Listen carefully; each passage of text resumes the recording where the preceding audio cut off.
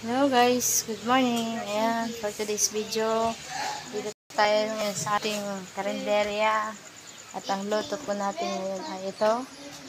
Ayan, cassava leaves. At ayan, meron tayong sinigang na baboy. Ayan, sinigang na baboy. Then, ito may itlog para sa guto. At ayan, chicken. Fried chicken, and meron tayo ditong pagis dito sa aming kinunot. Ayan. So, ito yung bago naming journey ngayon. Pang 3 araw. Ayan. Happy day. Ito yung guto namin. Masyadong malapot at malasa. Lasang-lasa yung bawang. Ayan.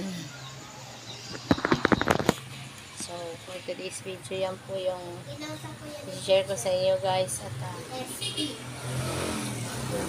matapos lang namin po makapagluto ng kain. So, yung mga hindi pa nakapunta dito sa amin sa Jerometeo Resto Bar. Ayan, malapit lang kami sa sentro ng Barangay Salvacion. At kitang-kita lang dito kasi wala naman dito nagpapailaw kapag gabi, kami lang talaga. So, Salvacion, Zone 1, Jerometeo Resto Bar. Ayan. Meron din ditong video key at open po kami sa araw ng alas 6 para sa pagkain. At sa gabi naman po ay hanggang lang po kami ng alas 10 ng gabi. So, yung mga gusto ko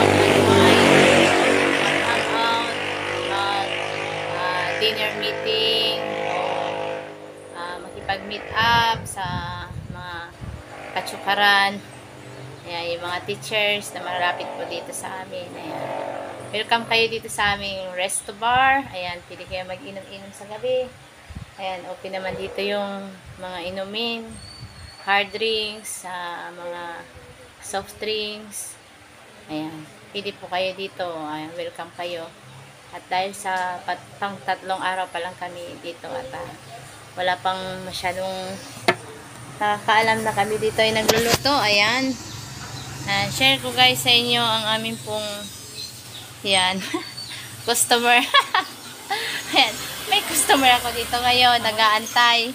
Mag-cash out daw kasi nga magbayad siya ng kanyang ano yan.